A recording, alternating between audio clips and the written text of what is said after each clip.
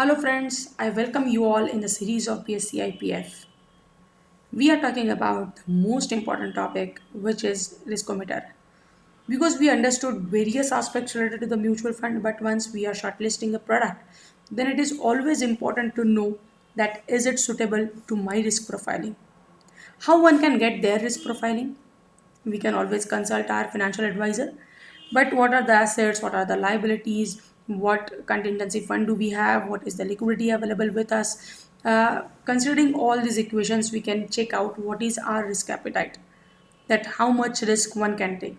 If my risk profiling says my profile is, say, conservative or moderate or aggressive, according to that, I can choose the product.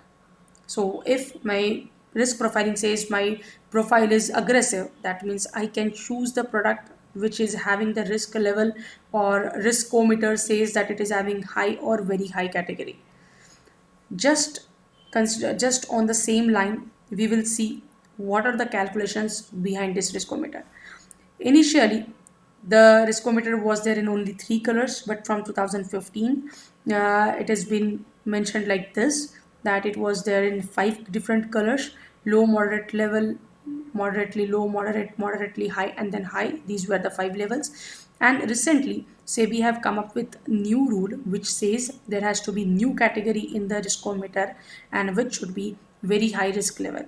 So initially our riskometer used to look like this, but now with the new rule, riskometer is like this. It is having a new category which is very high. Let us try to see quickly what are the numbers behind this riskometer, or what are the calculation behind this. When we say that riskometer, if you want to know the level of product which is an equity category or a equity mutual fund, then it must be having various securities. Then how these calculations are done?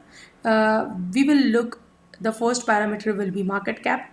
There is a separate video on our YouTube channel. One can have the look about knowing the details and knowing the details of market cap.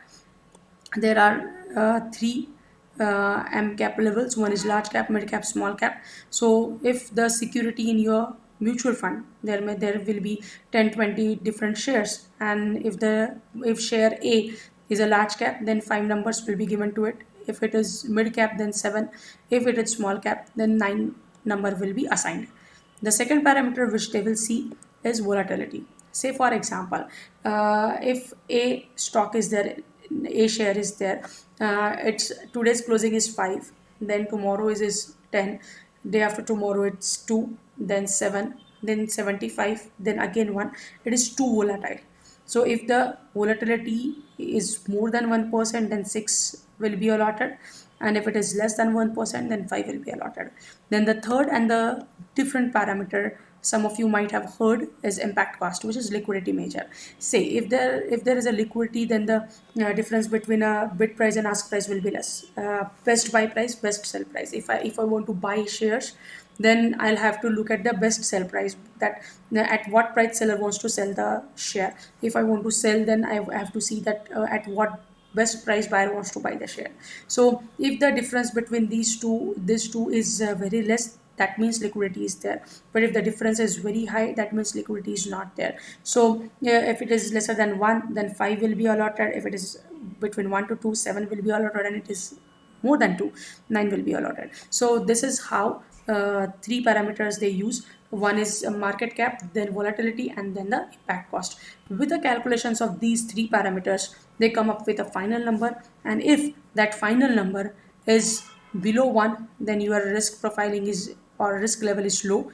It is 1 to 2, it is low to moderate. It is 2 to 3, moderate. 3 to 4, moderately high. 4 to 5, high. And if it is above 5, then it is very high. So this is how riskometer works for the equity funds. We will come up with an example so that we will be able to see it in detail. Thank you very much for liking our session. Don't forget to write your name along with your email address in the comment section. And yes, the same topic is there in Hindi and Marathi. You can check out our YouTube channel. Stay tuned. Thank you.